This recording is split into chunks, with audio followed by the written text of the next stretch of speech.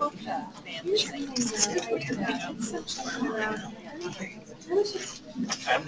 director, so it's development. Hello, everyone. I think we're going to go ahead and get started here today. Thank you all for coming today. We have about 50 people here with us in person and another 35 people joining us by webinar. So welcome to all you who couldn't be with us today from across the state. We have people joining us from East Grand Forks, New Ulm, Mayer, Janesville, Pierce, Moorhead. So they're all over the state. So welcome, everyone. I'd like to start off, too, by thanking Sue Kerr and Carondelet for hosting us here today. Beautiful space, and we're thankful. I just have a couple quick announcements I wanted to make before we got started. When we have a group like this here, we want to be able to share some things that are happening with MISF.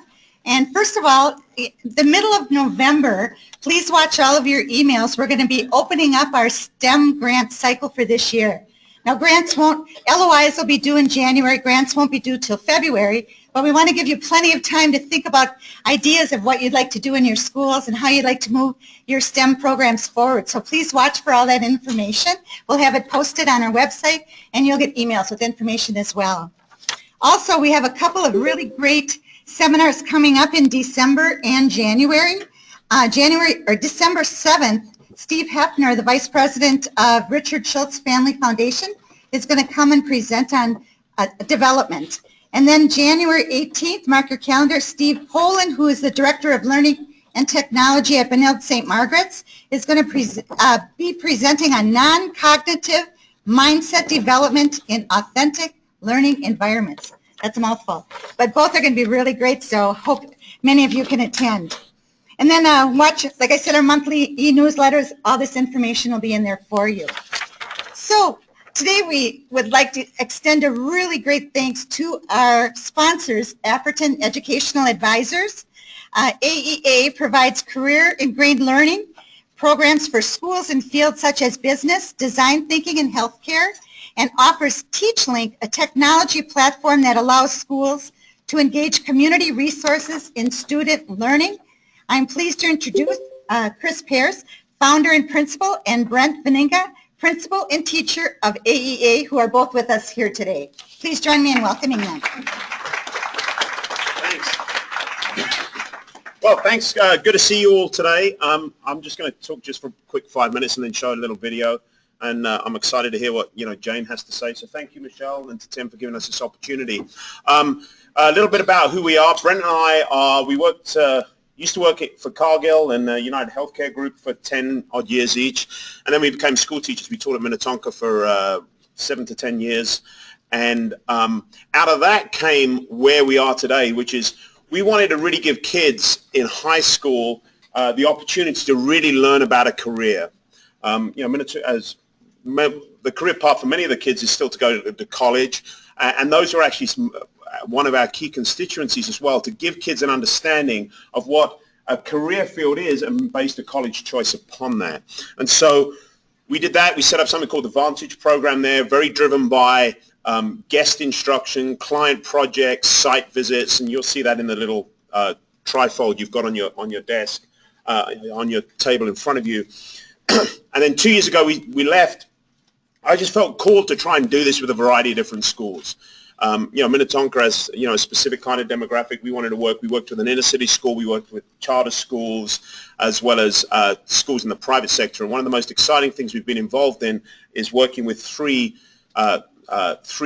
Christian and school networks, which is comprised of Southwest Christian, Maranatha, and Legacy Charter School up in Andover this year on an entrepreneurship and business consulting course that's very driven by external resources. So the two things I wanted to mention today, first is sort of career ingrained learning.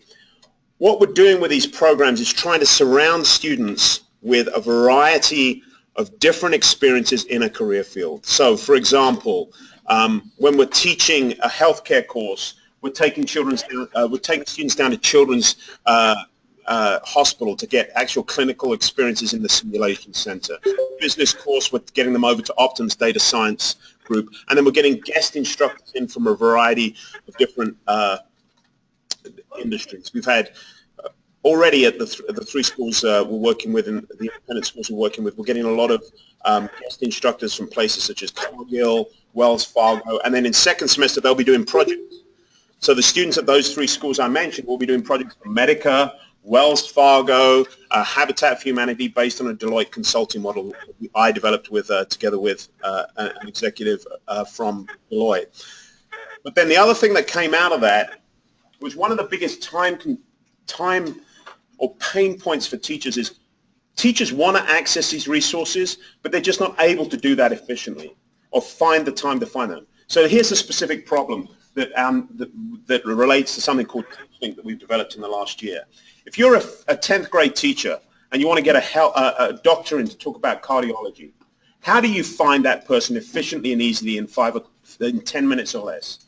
You could actually have a situation where the 10th grade teacher is looking for a cardiologist and there's a 5th grade kid whose dad's actually head or mum's head of cardiac surgery down at HCMC. And how do you find that network? How do you build that? How do you build up that social capital and access that social capital? When we were doing user interface testing on the platform this summer, we had a 5th grade teacher at a Chanhassen elementary school said, I'm teaching an environmental science unit. I want someone to come in and talk about invasive species and the zebra mussel problem at DNR. How do they find that person? That's what we've really been expanding and working on, is building that platform where you find that executive or that expert beyond just the business sphere and get them into a classroom. Kim Inslee was in at Chanhassen yesterday talking about, and she was actually teaching, not coming in to talk about what it was like to be a Care 11. She was teaching the students in that media studies class how to conduct an on-site 5-minute interview, teaching actual content that relates to that class. And that's one of the things that, so one of the things we're really working on, we're running that platform in 3 different schools with about 7 different teachers, ranging from courses such as geography, through business, to healthcare, and through English, any of those courses to find community resources. So that's what we're about. We're looking to expand that platform next year and work with more schools that want to get more of the community resources into their classroom to leverage their social capital. Because if a kid is, I'm a parent of 5 kids, I'm really focused. I want them to go to college, but I really want to, that's a 4-year decision. I'm thinking about a 40-year decision where they can find a career that they're really interested in and really get empowered. And that's not just in the business sphere. It could be like, I want to do refugee work. We had three refugee experts come into 3 different classes, and one was an English literature class where they were just studying a book about that was related to the refugee issue to speak about that experiences. Can you light a fire in a kid and really find a passion for what they can do the rest of their life? That's what we're trying to do. So that's all I have to say. I'm just going to end. We've got a quick little 2-minute video here. These are kids. They're actually in college now, but students and parents talking about the impact of career and grade learning and how effective it's been. So.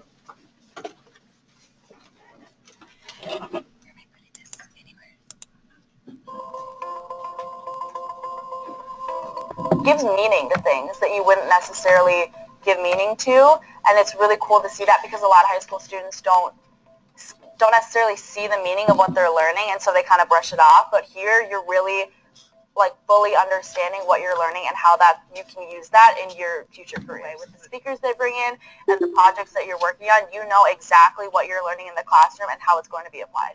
Yes, we still have teachers and there's still students, but you have all these incredible opportunities that are not presented in the classroom. In the classroom, you don't get to see how economics plays out in a real-world business plan. That's not something you see. But here you're around people who are really dedicated to what they're doing, and they're all doing different types of things in the world. I mean, I had friends who started a business because of this program, and that's not something that you have in the normal classroom.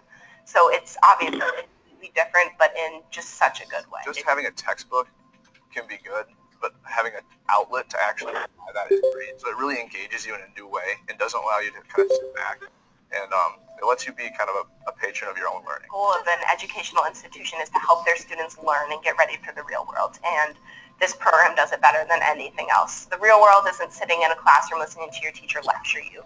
It's being out there and doing real things and taking the knowledge that you learn in class and applying it outside. And that's what this program allows you to do. It prepares you for real life.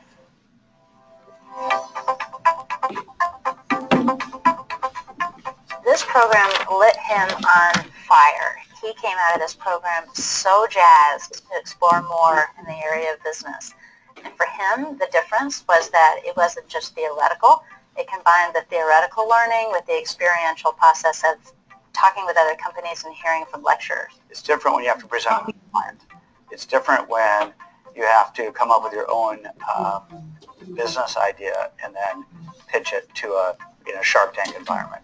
They're just different experiences that going through it, he probably wouldn't get in a regular high school experience. I see this program as learning plus.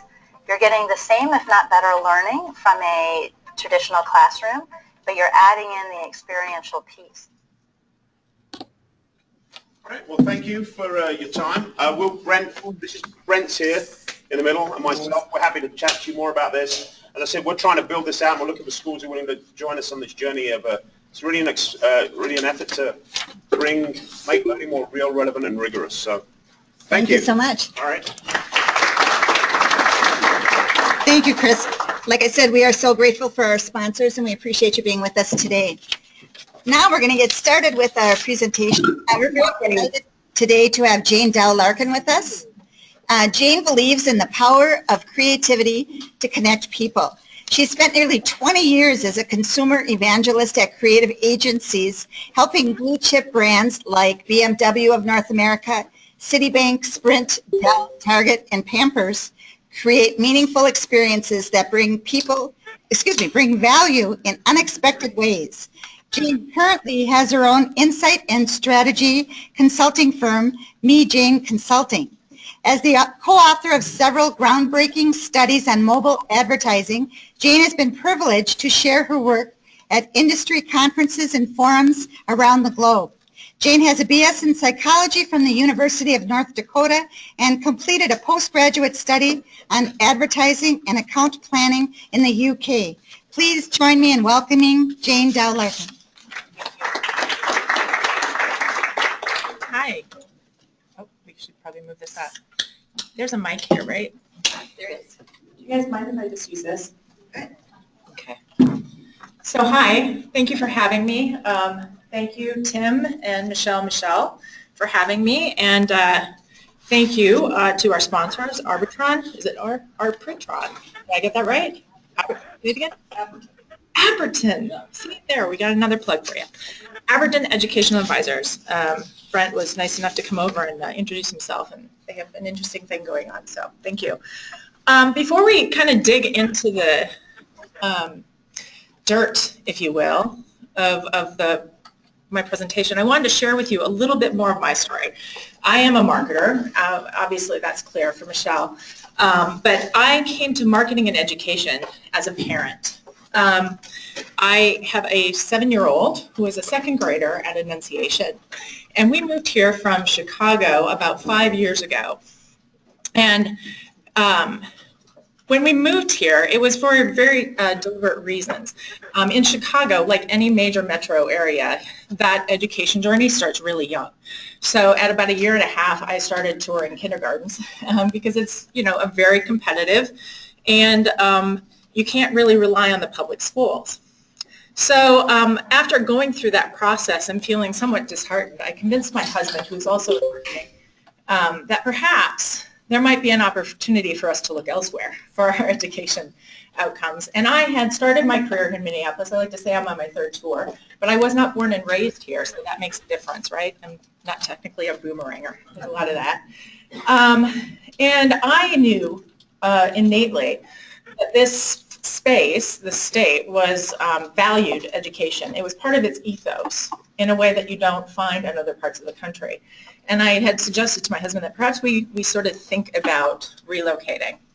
We got here, and I looked at 10 different public schools and 3 different private schools. Yeah, I was invested. And I looked, and while I was impressed by what I saw in the public schools, I was really disappointed in its capacity and the distractions and what was really being asked of a lot of their teachers to take on. And our daughter ended up at Annunciation Catholic School because it's an IB school that happens to be near our home. and also there's a lot of other students in our neighborhood, so it does have a feeling of a community school, which is really important to us. Now, I got to school, and I thought we had kind of stumbled upon something magical, at least for us, right? And I guess that's the desired outcome for every parent. Like they come through your hallways, and you're like, oh, this is something special. And so I volunteered for the enrollment committee because I figured there was something I could do to help in telling the story. And that's kind of how I ended up here with you today. I joined the enrollment committee, and I found out that there were a few other parents, and speak of the devil. Hi, Jennifer. You can't sneak in. Jennifer's heard this presentation so many times she could give it herself. So I'll just keep on going. But I joined the enrollment committee, and there were other parents like me, also marketers, but we also had the right functional roles. I'm a strategist, so I tell people what to do, right? We have a creative director, a very talented creative director with background at Olson and Target, and he drove the creative vision. And we happen to have somebody who is also a very senior marketer who has depth in media. And so we had our channels covered. And so we kind of had a perfect storm to do something massive for Annunciation, and I kind of feel we're on that journey with them. But when we got there, you know, just as every marketer sort of looks for the problem, what are we trying to overcome? And it became very sort of quick to me that we had a bigger challenge in play. And you might see some of yourself in this. You know, enrollment trends were down. There were some massive decreases really in 2008. I think schools have been rebuilding. And, you know, finances are still a little bit shaky for people, but competition is always also growing. And by competition, particularly in this market, you've got great public schools, right? You've got great public options. For the Catholic schools, they kind of lost their brand. That they were a quality alternative to public schools, or at least worth the investment. And I think that you find that more prevalent in this market, where people believe that their public schools are adequate and that they don't require, that added investment is not necessarily required. Does this relate to anybody? Does anybody feel this? Yeah? Okay. So we're on the right track. So we had a few goals. For us, we came in and said, all right, well, let's try and raise awareness of Annunciation and interest in the school, because we even found in our neighborhoods a lot of people didn't quite know who we are, and your neighbors can sometimes be your biggest raving fans. Retain and engage our current families. You know, that esprit de corps, that community that gets built, and again, developing that raving fan that is evangelizing your school. And third, grow our new student enrollment. Third, this is not really reflective of priority because we really are trying to drive enrollment. But for us to do that, we kind of had to answer some key questions. And for us, again, as marketers, we sort of go straight, well, I won't generalize, I go straight to the consumer. Like I go straight to trying to understand who are the people we're trying to talk to and what do they want. We also wanted to better understand who Annunciation was and what their story was. And because, you know, a lot of us, actually 2 of us, were new parents, relatively new parents. And while we had kind of bought into what we were seeing, we weren't quite sure what the history was and what the tradition was and really what the longer story was. And third was to understand messaging. So how do we tell that story? And so I'm going to move on and talk to you a little bit about our parent profile. Now, why do we do parent profiles? For me, I find them incredibly helpful in creating a picture of who we're talking to, so that no matter who you're trying to educate on what you're doing, you kind of have a sense of what's important to them and what they believe and what they want. So our parent, and this profile was, oh my gosh, there. I should do that more. This parent profile was informed by research, particularly coming out of the Pew Research Center. So if you haven't tapped into Pew Research, they are a font of information. And this was really more to understand the current parent. Our parent profile is 26 to 48. We are talking to people who are probably in preschool, first grade age kids. They might be newly married, right? They're thinking about buying a home. They want to know who's in the area. The family is perhaps on the way. They have children in early childhood, or they might have middle-aged or middle school-aged children. Each cohort kind of has its own characteristics, and we're sort of targeting in the millennial cohort.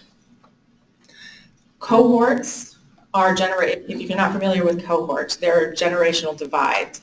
Like I'm a Gen Xer, we are in the millennial, Gen Z is fast to coming. Prior to that, they're your old boomers, your young boomers, and your traditionalists. The reason we look at cohorts is because while you cannot generalize a whole population of people in a certain segment, you can say they have somewhat of a universal experience. They were often raised by people of another cohort, so you'll find a lot of there's this big difference between late boomers, people who are older, because they were raised by Depression-era parents, versus young boomers who were not raised by Depression-era parents, and you see a lot of that differences just within that segment. We look at it because we believe that there is a certain cultural truth of what people live through and who they're raised by, and those things provide influences. And so we see trends. These are statistically relevant, so we report on them. So the people that we are talking to, and these are general characteristics of more of the millennial parent, is that they're confident and they're self-expressive, they're upbeat, they're optimistic, they believe they have hope for the future. They are much more open to change. They don't necessarily buy into institutions the way that Gen Xers or even some of those older boomers buy into institutions. They are believers, but they're not overtly religious. And again, some of it is tied to the institution, and some of it is just tied to kind of what their beliefs are. They value being a good parent, they value successful marriage, they value helping others, but most importantly, they want access and choice. We'll talk more about these things. That sense of individuality and control and authenticity in their experiences. Does this resonate with anybody? Do you see yourself if you're kind of in that millennial? I'm a Gen Xer, right? So I don't fit into this bucket, but do you see it? All right, so we'll talk more about the millennial parent here. So we know the cohorts are true. Me and the millennial mom have been friends since about 2008. I was working on Pampered business just as the millennial mom was coming into play. And we liked to put, we created segmentations for all the moms, right? And so there was, at the time the millennial mom was coming into play, we were calling her the experiential mom, versus the achievement mom, which is your Gen Xer. We're driven by test scores. We think it's really important that they achieve. We want to set people up for success. The millennial mom, or the experiential mom, is much more driven by their experiences and the contribution to the more well-roundedness of the whole child. And they have some things in common. They were, first born in 1982. That makes what? The oldest about 35. 36 coming here shortly. First-time moms are about 26, so that makes your oldest possible parent, or I'm sorry, child, of a 9-year-old.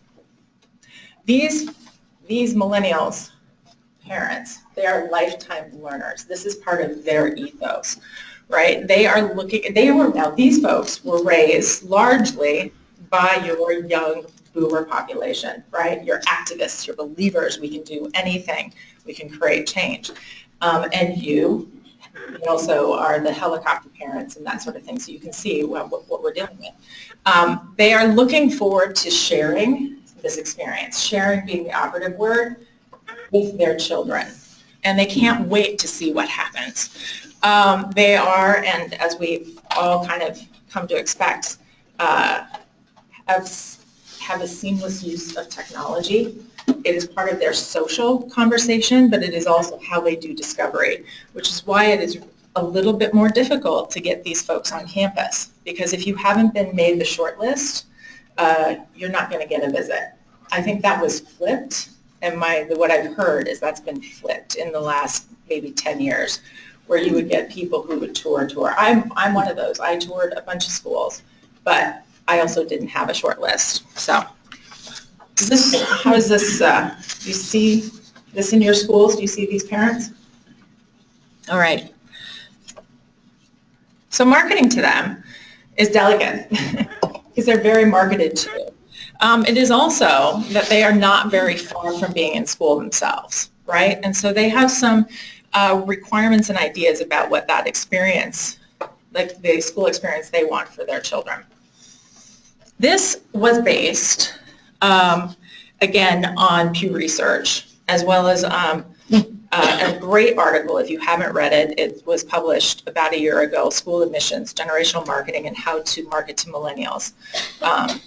So the first thing is engagement. They aren't in school, the kids aren't in school, the whole family's in school. And that's the kind of thing, those learning opportunities, they're going to be looking for learning opportunities that include them. They want to be moved, so passion being the second point. They want to be moved, they want to feel that energy in that classroom. They want schools to live and breathe activities and achievements. Values and meaning are really important to this group. Social justice, purpose, they want to make sure that they feel connected to the mission of the school and that it reflects who they are. That international perspective, it's obvious that we are in a global world, right? And it's important that schools are reflecting that in what they're offering and that they have a sense of the world, not just their community, not just what's happening in their schools, but that's a part of the conversation. Adaptable. So this happens sometimes in the place of traditions, or those words that, well, that's not how we do it here. And that doesn't really have a place for these folks. They actually, they are seeking ways to participate. And so the idea that a school will tell you that this is not how we do it here is not going to work for them. They actually want to be part of creating new traditions. It's great. They're there for a reason, but they also want to be able to leave their mark, if you will. And lastly is about affordable. A lot of these people are looking for affordable education. Many of them are still paying for their education. And so it becomes that gap that we were talking about at the beginning, where it's worth the investment, and that quality education is actually just a little bit harder to bridge. So what are the non-negotiables? There was a study that was done in about 2013, and it was a national study that was looking at parents K through 12, and they were looking to create a segmentation. Their belief is that you have different types of parents looking for different kind of education outcomes, and they surveyed to create these unique profiles. Now, they did find some distinctions, but most of those distinctions were philosophical. So, for instance, I'm just going to read to you. They found that there are people that fit into a pragmatist category. They're Jeffersonians, the test score hawks, the multiculturalists, the expressionists, and the strivers. Now, these people, you can see how that might drive those segments, might drive the way people choose schools. But they also found that there are some must-haves that did not vary amongst any of these segments. And these are basically table stakes. It's what needs to be satisfied by schools. Proof that you have a strong core curriculum, that you are covering that reading, that math, that STEM and technology, and that those bases are covered, you're aware of them, and you're preparing kids for the future in those areas. That you're giving children an opportunity to develop good study habits, that there are strong critical thinking skills. Brent and I had a conversation beforehand where they were talking about creating children to be critical thinkers, creative thinkers, helping them think differently. We see a lot of conversation about that in the media, that students aren't coming prepared to be critical thinkers, and this is table stakes. This is something that we're sort of all beholden to take care of. And lastly, excellent verbal written communication skills. They want their children to be able to confidently stand up and give their point of view or present themselves in a way that is unique to them. So these are the non-negotiables, right? So what makes private schools different? There was another study done in Georgia, but it seemed really applicable to all, with about 800 K-12 parents, that they were trying to understand, in the study, they were trying to understand, well, what are the choices? What are driving those choices for parents and what information they need? And really, these parents are essentially looking to private schools to bridge the gap because there are certain beliefs about private schools. That is that first, that you provide individual attention. And this can translate into a couple of things. It's either, specialized mission or programs that connect to the interests or skills of your child or their talents. I guess skills isn't the right word, but talents of your child. It is also a belief that smaller class size will get you that greater level of attention to your child. Quality academics, this is reflected in reputation of the school, its staff, its teachers, its principals, and their achievement scores. Again, the overall experience is still important, but when we're looking at the difference between private and public, there is this belief that there's a higher academic standard. School climate. The next two, I think, are a reflection of our time, and they are increasingly becoming more important. School climate, this is about both a school that is safe and inviting. This is as much about discipline or the expectation of what is appropriate in our school and that being enforced, as well as protecting and safety for your child related both physically and emotionally, and making sure that you have taken those extra measures. And because small class sizes, you know what's happening, and you will step in and you will make certain that my child is not being bullied, or you will educate the school and we'll have conversations about bullying. And lastly is the learning environment. This is the emphasis that public schools are not really in a position to help their children succeed. They don't have that added edge. And that is in creating environments that really challenge your children and seek to support the unique talents of your child. And there's this belief, and this is the bridge, that private schools do that. So, any questions so far? Anything from the? There was just one. Sure. I wanted to know, on your parent survey, or the survey from Pew Research, did you survey the parents to get this info and then use a list already created by Pew Research, or just use? Okay, the question is, I did not do any primary research. Okay. I relied on secondary research in creating our profile. Wouldn't I have loved to have the budget to do that? Yes? When you're looking at the millennial parent, do you have any sense of what kind of band of tuition they're able to tolerate? I think given the fact that they have record, and I am one, so I know, Yeah. we have record student debt of our own. And so I imagine, and I've been trying to find, is there sort of an amount that, and it varies a lot, but if there's like a band that we know of, that like a Minnesota parent or even nationally is sort of willing to tolerate tuition? I am not aware of that there is a band tolerance. My counsel, however, on that question is to remember that value creation and speaking to the heart. Often, if people are really vested in what they see and they believe in the future that you're creating for their child, and they see the outcomes in other children, they find a way. They find a way. The other thing too, and I know that this is frank conversations about tuition assistance and letting people know that there is support for them and that you want them to succeed. I think all of those things are important questions, but it's how you couch them and sort of how you position them as their advocate versus,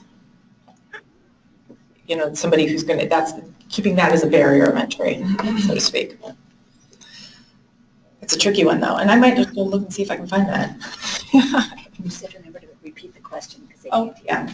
The question was, is there a band of tuition that seems tolerable to the millennial parent? Thank you. All right. So if not, we're going to move on. So the next part of what we're going to talk about is less research and more having conversations and making introductions with this parent. A lot of what you'll see is rooted in what I do as marketing. I'm hopefully going to put it in a way that makes it very accessible to you and empowers you to feel like, yes, I can do this too. Because really what this comes down to is, starting a conversation with these folks. And typically, how does any relationship start? I suppose with an introduction. What do we know about introductions? Well, introductions are basically an action of introducing something, or perhaps it's a formal presentation of one person to another. But if our goal is to create this really meaningful connection that attracts and inspires, is just doing a formal presentation, one person to another, enough? My argument is that it's not. And so what I'm going to suggest to you is that we have a conversation about introductions and what really makes one of those meaningful introductions. And to do that, we're going to take a moment to practice, okay, and get ourselves in the introduction headspace. And I want you to imagine, I have a feeling that a lot of you know each other, and if you do, what I want you to do instead is to imagine you're at a professional conference and that you're having to do, if you're partnered, I want you to partner with somebody at your table. I want you to imagine you're at a professional conference, and I want you to think about how you would introduce the person that you're talking to, as if you're introducing him as somebody that you didn't know. And as you're doing that, think about what you're saying and how you're saying it and qualities of what you're saying, and then we're going to debrief on that. Is that clear? So you're at a conference. You're going to pretend you're introducing the person that you're talking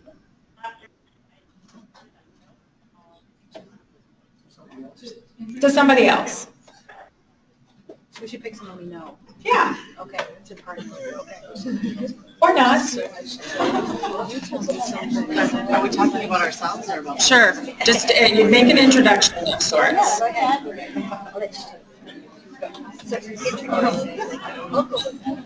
Yeah, sure.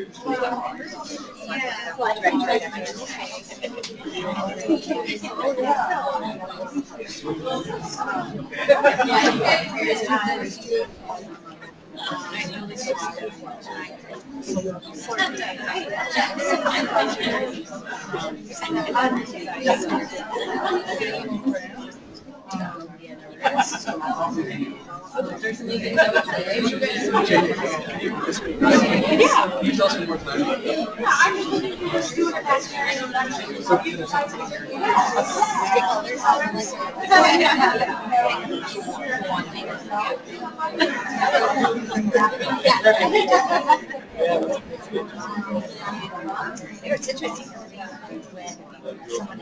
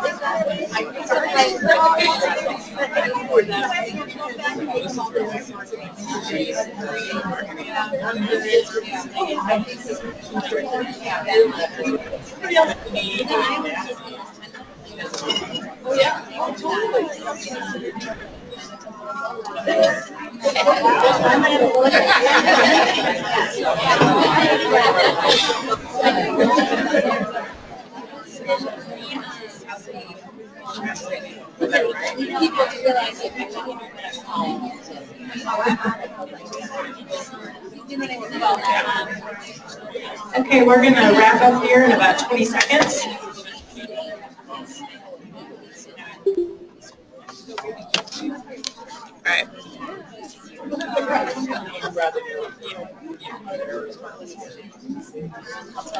Okay. So I apologize. I did not do what I always aim to do, which is to be clear and concise in my directions. Because I designed the exercise really for a room full of people who didn't know each other. And I sort of looked at it and I'm like, oh, these guys all know each other. So I apologize for not being so quick on my feet. So, all right, tell me, you may have introduced yourself to somebody else. You may have introduced an imaginary friend to somebody. You may have introduced the person across from you to somebody imaginary. What were some of the qualities that these introductions had in common? Tell me. There's no wrong answers. First and last. Okay, so what does that tell you? That you're giving them important information, right? Learning to identify them. Yes, identify people. Okay, so you identified people. Go ahead. Personal and professional. You're talking about me as a person, also what is my profession. Okay, so you inserted some of those. Why did you insert personal elements? Seems interesting. Okay, so you inserted personal elements and professional elements. I'm sorry, I'm repeating because we have people in the other room. But what personal because it seemed interesting or more interesting than your professional, or were you looking to do something? Go ahead. Well, I run the international department Oh, at my school. okay. And then his school caters to Muslim community, and so it's relevant. Perfectly relevant, okay. So relevant context, interesting. You guys are such a good audience. Okay, any other qualities? History. History, tell me more about How that. many years? Okay, so more of that information about you, so creating a connection.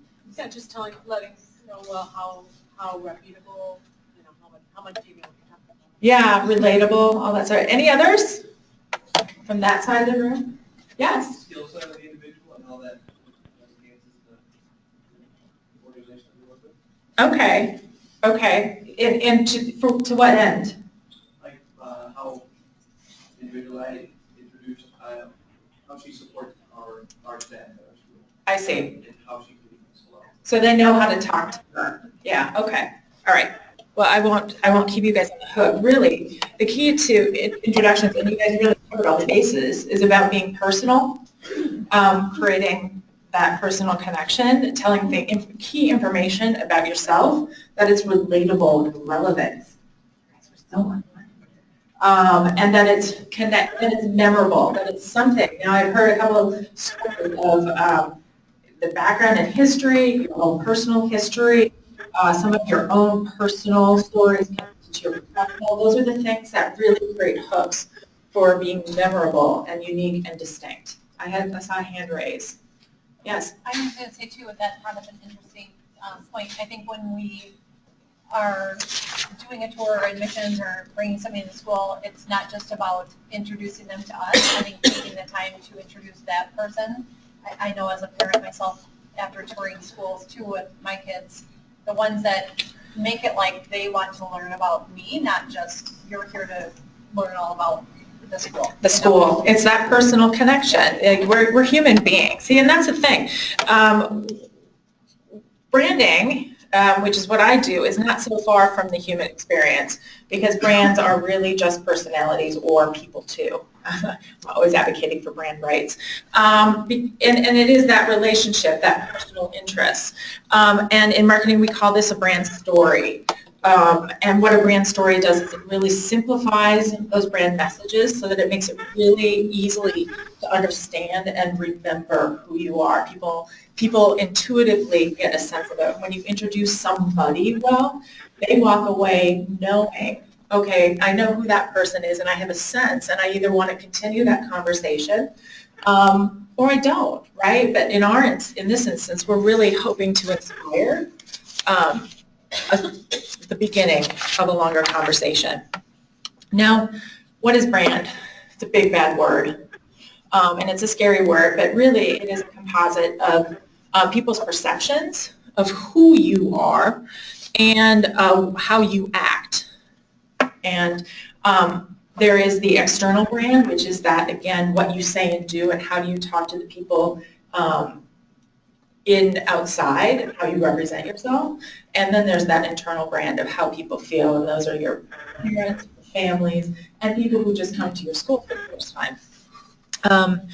Like I said, I think of brands as people, and I think what's really hard sometimes is doing for schools is thinking about themselves as a brand, that people have perceptions of you, and you have to sometimes ask yourself the tough question, is this really what I want them thinking of us?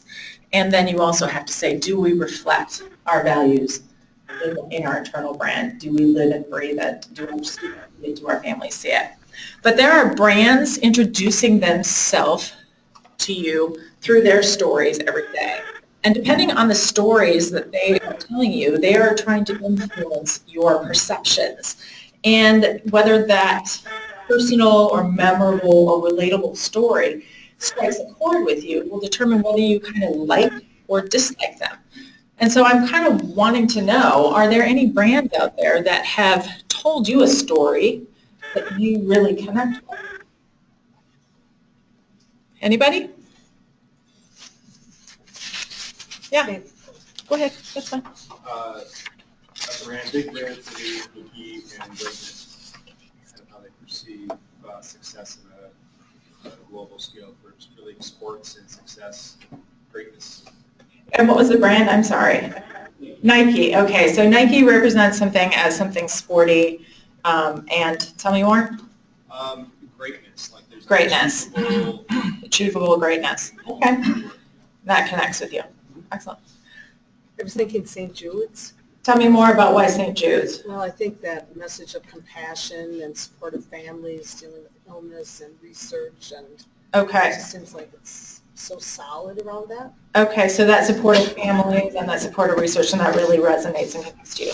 Any other brands out there that are really telling you great stories? Go ahead. I like Whole Foods.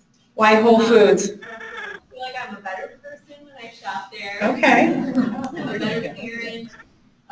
Like the extra additional money that I'm spending, I feel like I'm like bettering the world. I know that that's probably not true, but I think that the curriculum and then all of the marketing around it, it completely works on me. Yeah. So you feel like you're a better person, a better parent. Yeah, totally connects. Like you have drunk the Kool-Aid. Yeah. The brand Kool-Aid. Excellent. All right. Anybody else have a brand they want to share?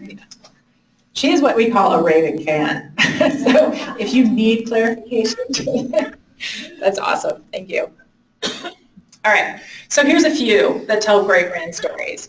And I'm just going to put them out there. These are ones that we admire as marketers. Airbnb, they're a disruptive place, but they are telling a great story and have made it okay for you to stay in other people's houses. Right? You don't know, right? Because people should believe, we believe that people should feel at home anywhere, right? Oh, totally buy into that. I'm all on board.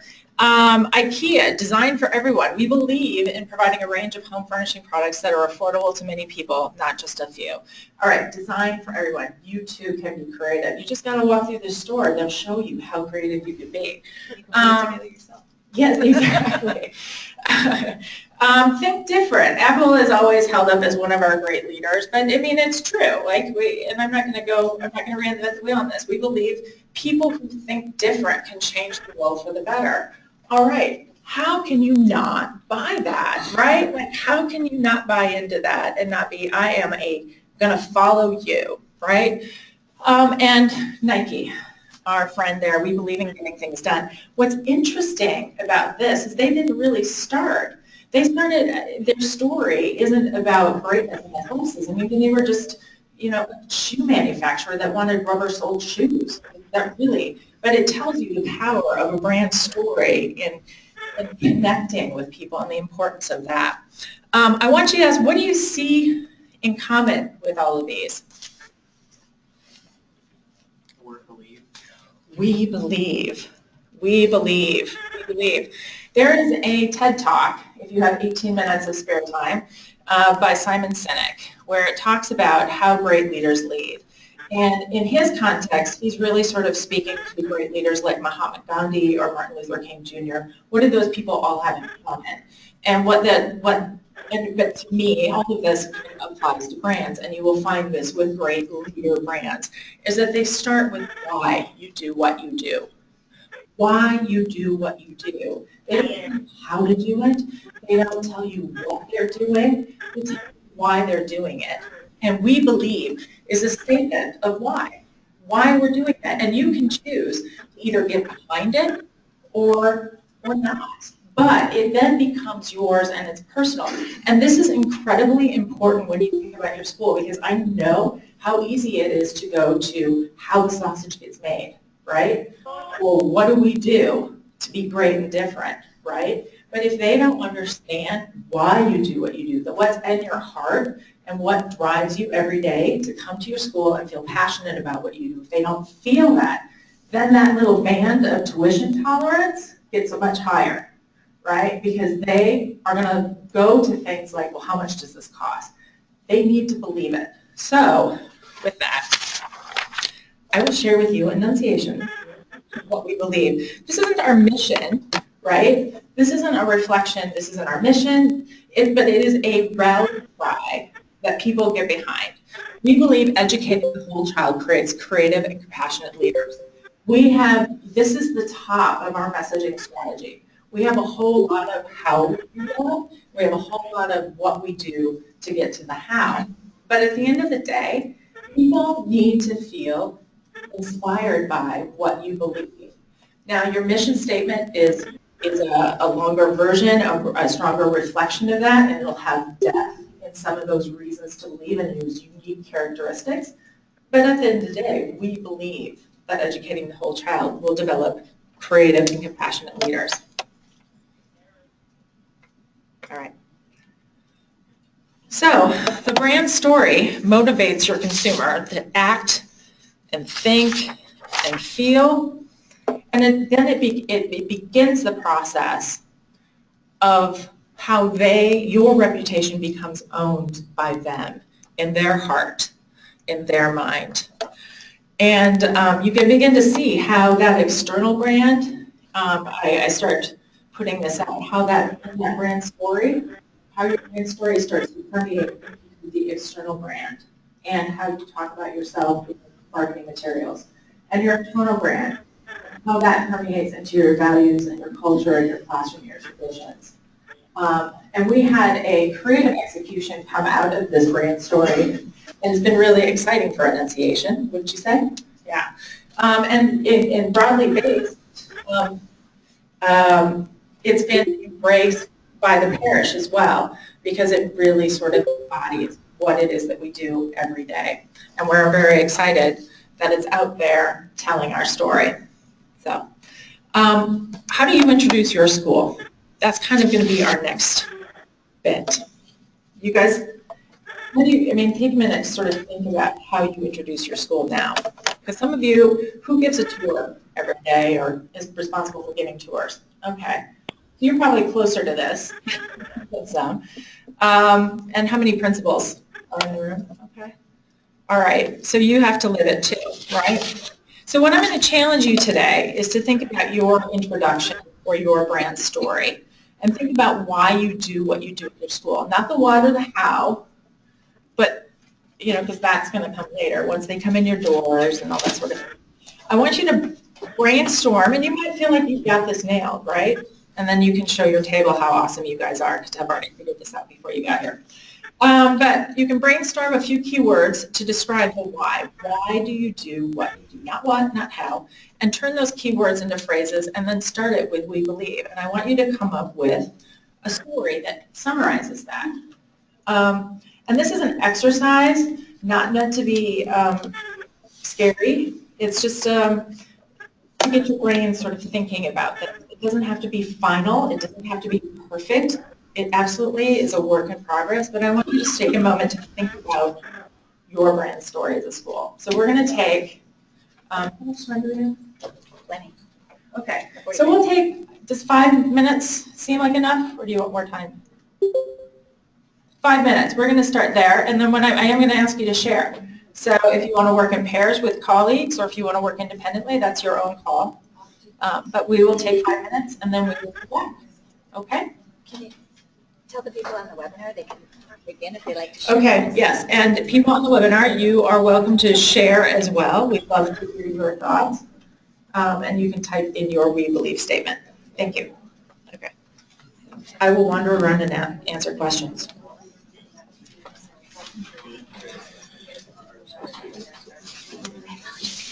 I was thinking if there was a lot of people. No, I heard it. Yeah, no, but it was helpful to think about, but all I did was just, I decided to just. And that was good. Yeah, good. I just wanted to catch it quick. Yeah, no, yeah, it does surprise. Well, it was more of, I was just trying to listen to it, yeah, so it's okay.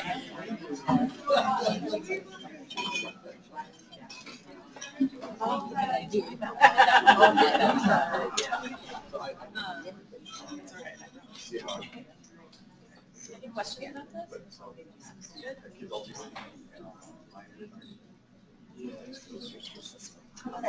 I'll save it. I'll save it. Oh, okay, got it.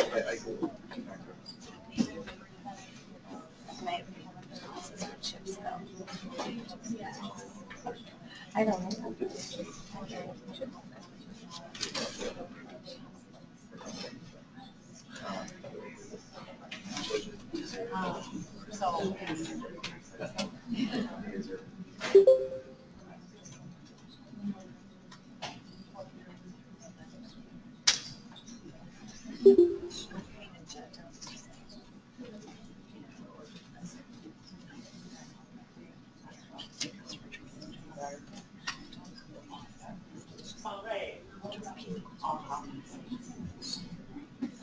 I don't know. Yeah.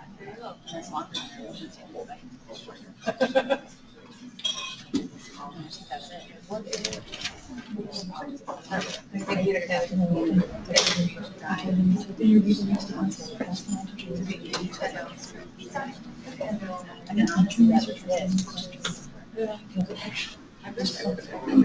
Oh, yeah.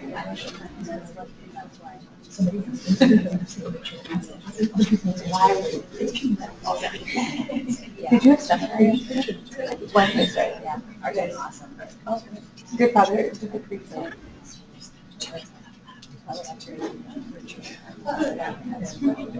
We start with that one next week. Oh.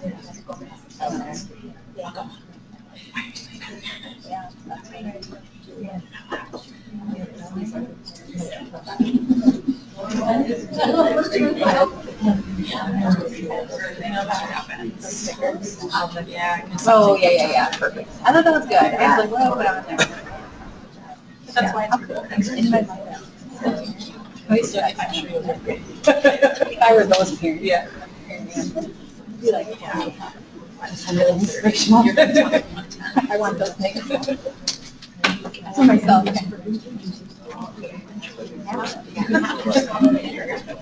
It can be yours.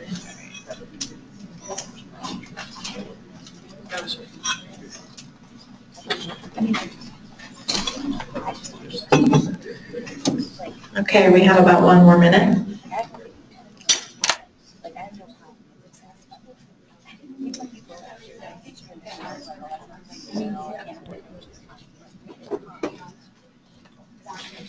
And I know what to do with them.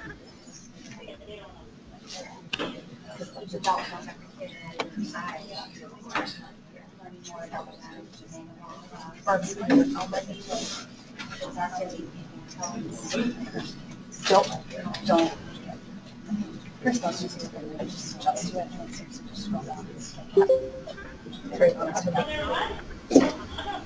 30 seconds.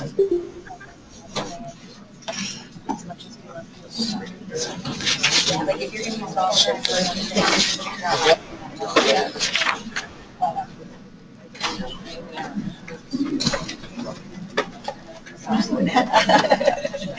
now I'm asked the question. Yeah. Oh, that's good.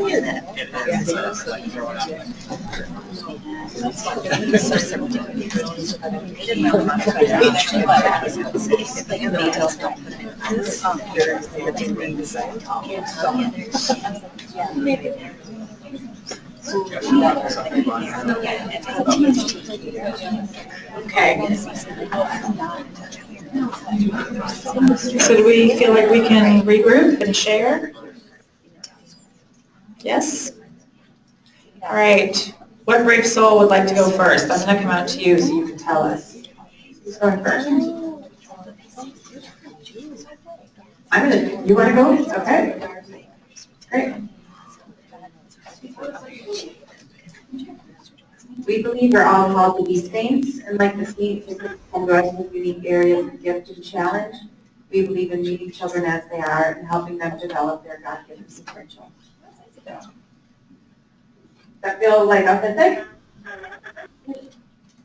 I like that. Do you like potential? So do I. We like potential too. Other? Our potential, she's referring to our potential we can make.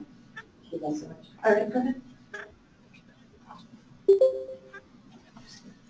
We believe that all children are loved by God and that all can succeed given a safe, educationally challenging environment. All right. That feels authentic to you? Is it different than what you usually say? Not really, but we haven't said it in those words. Yeah. Okay. You know. Others? Okay. We believe engaging students with innovative education will develop and prepare the next generation of leaders. Nice. Does that feel authentic? Yeah? Do you say that now? In a similar way, but not. Not with the we believe? Does it feel like a punch with the we believe? Yeah? Those are the right answers. I'm sorry. Are there anybody else who'd like to share? We have some on mine. Let me share while you all think about it. Okay, loyal and Catholic, people are contributing. We believe in living for Jesus, learning for life, and changing the world. Amen. How about that? All right, and here's another one, unattributed. We believe that Christ-centered education, focusing on each child as an individual in a safe and nurturing environment and challenging academics and parent involvement, is great for kids and families. All right. Love that. We believe in partnering with families to develop a student's full potential in mind, body, and spirit. All right. Love those. Those feel really true. Empowering. I kind of got excited. I don't know. Did you? Anybody else want to share before we move on? All right. Just tell me privately later. All right, so we've shared. So now what? We've had an introduction, right? You've started your story, and you've started the conversation. Now, how do you build that relationship, right? One of the things that might help us with that question is to think back to all of our favorite periods in life, dating. Because, you know, that is itself, too, the beginning of a relationship. So what do we know about dating? You know, does your typical dating scenario go like this? Huh? That's not what it looks like. That's what It's not what it looked like, right? But it might be lovey-dovey and gushy. It might happen, but not realistic, right? Like in your first date, how charming is that? All right, or it might look like this. Didn't look like that. No, it didn't look like that either, but maybe we won't get that. Well, you know, in this dating scenario, you know, it might be that someone gives you too much information, or there might be a little bit too much like too soon on one side, and tries to move that relationship forward maybe a little too quickly, right? But I think in all practicality, you know, a lot of it looks like this, where you have two people who are curious, they might have a connection, and they just kind of want to, you know, they're not certain where it's going to go, but they're willing to see where it goes, right, and take those next steps. And this is what you need to think about when you're talking to prospective family, right? You're in this relationship building process, and having conversations is about building those relationships. So what kind of conversations do you have? And to help with that, I'd like to share with you the admissions funnel. Now, this is a guide to a process when choosing a school. You know, we have a purchase funnel. The purchase funnel isn't exactly this linear anymore because inside of that are a lot of talking to your friends, putting something out on Facebook, putting something out on Instagram, putting out something on Snapchat, learning and then going to talk to somebody. You know, it's a much more circular process. But in the steps, this might help you think about, like, okay, well, where is their mindset? If they're making an initial inquiry, I might sort of tailor my information rather than gush my information. Or I might, if we've started to build relationships, how do we gotten them registered, and how do we get them to the first day of school? And I like us to actually think about this more as how do we build that relationship. If we tip it on its side, we can sort of think of this as sort of once we get them to first day of school, how we keep them engaged. How do we continue to nurture and engage, nurture that relationship? Does this seem familiar in any way? Do you see yourself in this? You might be able to do this? Okay. So, what are some of the key points in this course trip, and what do you need to be thinking? You need to be thinking to them and asking them yourself, you know, what do we want them to think and feel? What do we want them to do, right? A lot of times when you have inquiries, you want people just to be excited. You want them to continue. You want them to keep going. Some may feel so excited that they actually register. Some might not. They might need a little bit more work. But, you know, you want them at least to feel excited. What do they need from me to make that happen? So what is your role in that conversation? And what is the best way to have that conversation? Awareness building. When people are just getting to know you, sometimes it's just sparking the idea. You know, we've started using paid search and social and outdoor as a way of just continually putting ourselves in front of people and sparking ideas, because that is really kind of how the conversation starts. And then once they give us a call, we can continue to build on that. So we call this conversation messaging in the marketing world. And really, effective messaging is the underlying idea that captures the attention of your target. And it is delivered in a way that is meaningful and appropriate. So if your target, your millennial parent consumer, is much more interested in getting information from you through the interwebs, but you insist that the only way that they can talk to you is if they call you or email you or see you in person, you're probably not going to create a strong connection with them because you're forcing that you have them to do what you want them to do. So you might think about what is meaningful and relevant to them in that experience. It's just one idea, you know. The other thing is, how do you want to experience who you are? What sort of experiences do you give them that kind of tell your story? What information do they need for it to be meaningful and appropriate? Use this. So let's talk about what makes a message meaningful and appropriate. It is useful, it is relevant, and it is engaging. I was telling Michelle about this. There you are, Michelle with 2 L's. About this study that I wrote. It was for mobile advertising and effectiveness in mobile advertising. And it really was based on this idea of reciprocity. Now, reciprocity is the social concept of value creation in which individuals and animals, chimps are famous for it, make choices based on, and in relationships based on their perception of value. What has this person done for me, and what can I do for them? And the value of that relationship becomes greater as that reciprocity continues. And in that value exchange, these were really the things that made a difference and asked people to engage. Is if they got a message, I'm talking about mobile advertising, which is something that people choose to disregard anyway. But you would find people that felt very passionate about what somebody did this well, and I can imagine how this can apply to the way we talk to school. If we are providing them with information that is both useful and relevant and engaging, again, how do you give this information? That equates to value, and that value creation has meaning. It is as strong as wanting to, it's when you create that value that the conversation about tuition becomes a lower threshold because they now see and understand it and they feel it. So there's this local content strategist that sort of puts it more eloquently. Helpful content is one of the easiest ways to amplify brand value and solidify positioning and drive advocacy. Advocacy are your raving fans of the brand, people who are going to talk about other people. And every communication you have should strive to meet this end.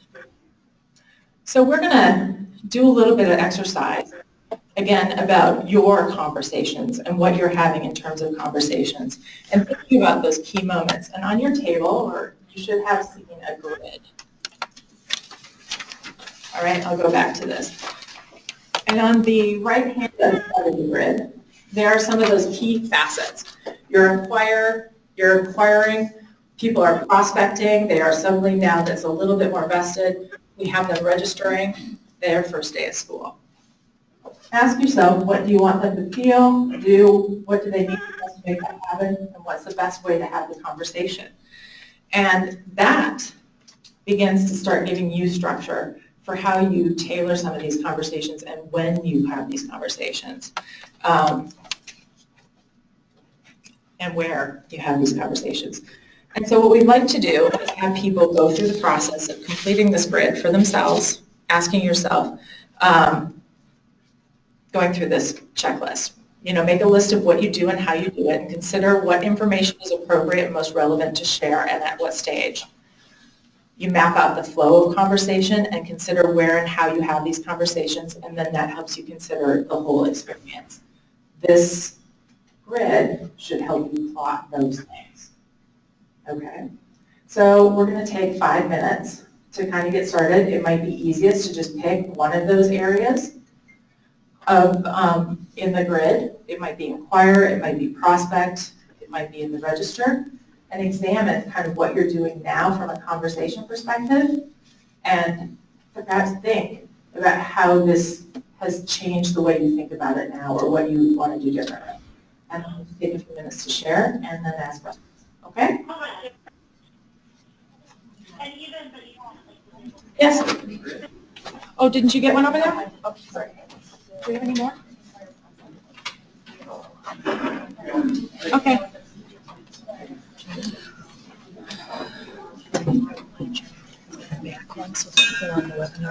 Oh, sure.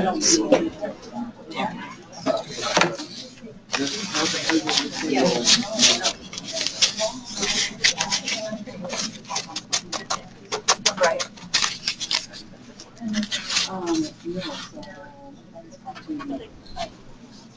But that's what we mean by serving. Yeah. Well, but like. Right.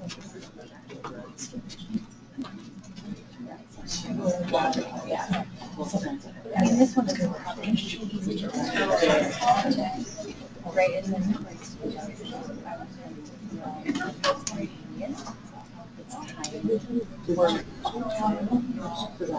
give them what they need. You know, like those, like that's all.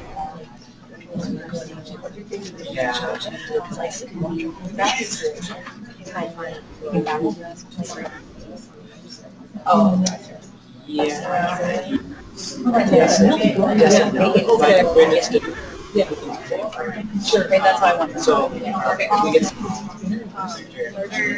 Yeah. So, yeah.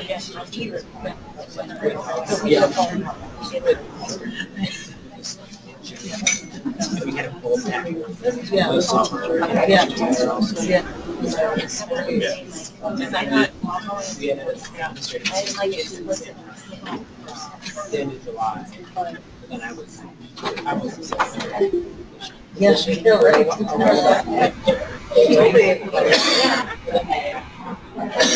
Sure. I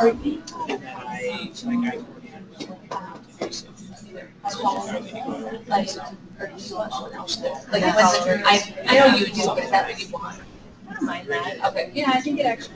Yeah. I think it gets us on the stage. So I mean, I like. Oh. Like I think that. Okay.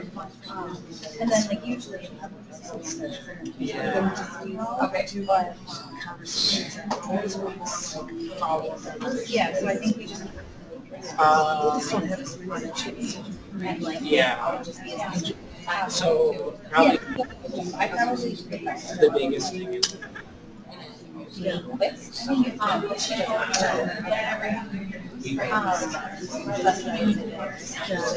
the best way to have a conversation is that they started. So like if they started, they started,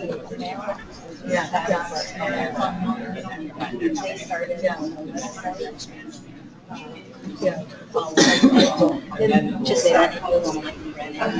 that he wasn't able to come in like so I told him I would like I called so if they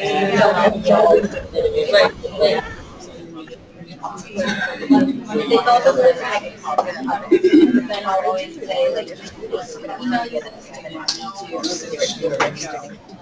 Anyways, like what's the best way tomorrow? So I really send it to a web. And I'll send you some email to the material. I don't know, I was like, I feel like you should like still. Like she said, I didn't know.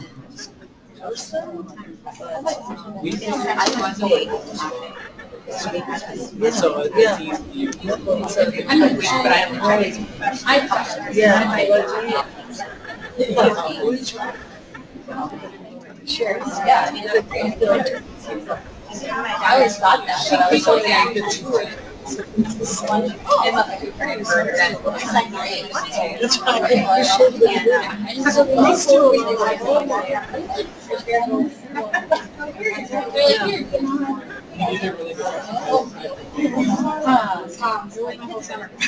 So is it?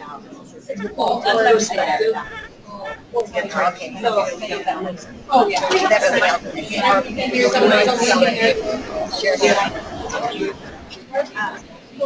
No. That's just. We just did. Strategic planning.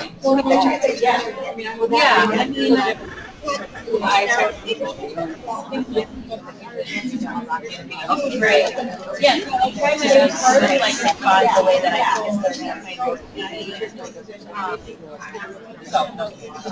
once they're so basically that whole is the third one is the last. So essentially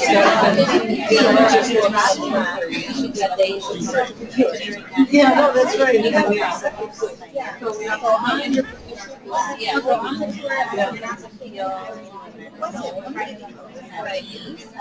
or that I desire. So I think what I want them to feel like I listen to what they are doing. I want them to feel for the story. Yeah. So that's from working. I mean, I should say it's actually this book. Well, I want them to do. And then they respond, and then if it's the case where we wanted to see energy application because then they feel like we're really interested. There's people from traditionally have done. So it's just like and it's clear. They were really good at making it so they clean up and don't have so I think that's and again, I think maybe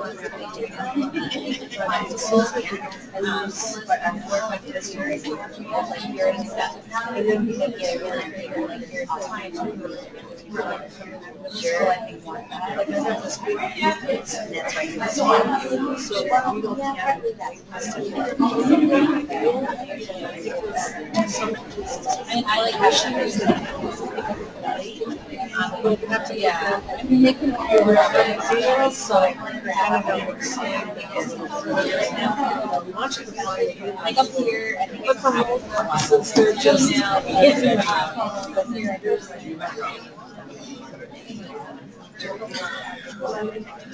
chase them. No. Oh, Josie. Oh, I thought they're called Josie. Okay. Okay.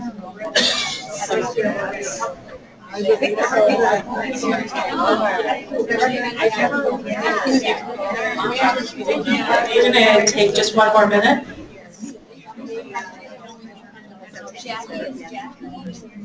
Oh, there's my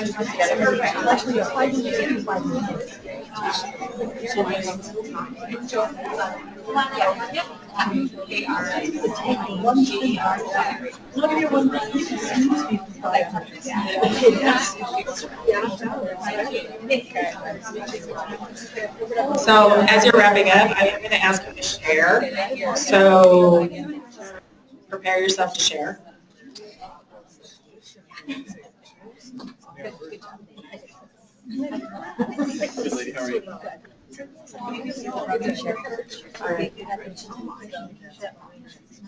So thank you for putting your sincere effort into that exercise. I do not have, the wishing I would have put up here for you all the outcome of what that exercise did for us at Annunciation. So I'm going to just visually describe it for you. For us, we actually have a one-pager that has our why statement, which is the aspect that I just explained to you, sort of our belief, our why. And then we have in there our how and our what, how we do it and what we do. And our how really articulates 3 pillars that we focus all of our messaging. Now, all of this is coming back to the ways that we express our external brand. How do we talk about ourselves in marketing and media and with families? And what do we give priority? Because I'm sure there's a whole lot of how and a whole lot of what in everything that you guys do. But those become your reasons to believe. And the way that we started thinking about it is, again, through this grid of like, okay, great. Now we have a sense of all of those things that we consider priorities. What is the mindset in the person that is just coming to us, asking us, raising their hand and saying, hey, or even the individual who doesn't know who we are and what do and we're just giving them for the first time an exposure to who we are. It's a lot different than the message that they get when they're prospecting and at the register phase, because each of those allow you just to go deeper, okay? So I apologize for not having that example because that might have been helpful. But for the rest of you, I'd love to hear from you what you did. And if somebody could share what area you focused on and what you do now and what maybe you will do differently as a result of kind of thinking about who you're talking to. Who wants to share? And it doesn't have to be another. Thank you, brave soul. Sorry. I focused on the inquire section. So what do we want them to feel? I put down 2 things, really valued and also excited. Almost kind of dangle the carrot a little bit. That we have a lot of exciting things going on at our school. And very happy you called. For the next section, what do they need from us to make that happen? Personal connection, number 1. For the 3rd, I'll talk about both together. What is the best way to have that conversation? I put however they want to have it. If they want to have it over the phone, if they want to do it over email, like I said, we have people connecting, talking to us over Facebook now. However they want to do it, as long as we're responding to them in a timely manner and making them excited about our school. Yeah. Can you think about what messages you might tell them in that moment? Like what would be some of the key things that you would just say? Well, sure. I mean, personally, for our school, we're at St. Joe's. I always talk about the exciting things that we have going on right now. So we have our biggest kindergarten in 6 years. We have our biggest school enrollment ever. We've made some exciting changes in our middle school. New leadership. I always kind of end with it's a great time to be at St. Joe's. There's a lot of great things happening here. I'm really excited that you called us today. Oh, yeah. And, it's interesting that you said that. Because a lot of that is a reflection of mindset as well. Because I imagine you're not the only person having these conversations. So, and what have you done to prepare everybody who's having these conversations so that they get those kinds of outcomes? Well, in my position at the school, I do both the enrollment and the marketing work. So I do a lot of crafting of the messages, and then internally it's communicating out to our faculty, to our parents. I do all the parent communications too. So it's having consistent messaging that goes out to everyone really in our school community. All right, so you're using language, you're giving people the language that they can then use with others. It's interesting you bring this up because I think it's so important, is giving that language to your families as well and making sure they know that language, because in the elevator, they have somebody asking about where their kids go to school. You know, how can they quickly tell that story? Others that we wanted to share? Any more? Okay, another great one.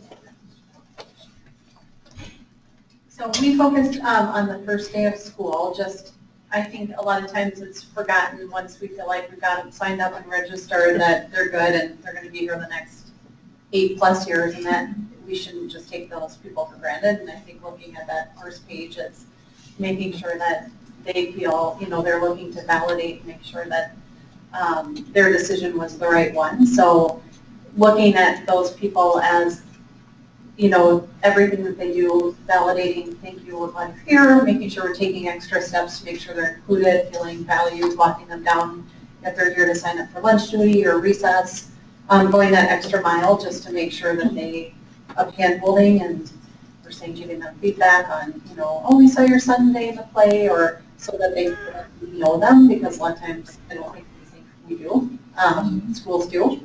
And that should go through, I think, you know, this just ends with first day of school, but it's the next day and the next month too, because if I think it's our current parents are our biggest marketers, and making sure that if they're happy, they're selling the school.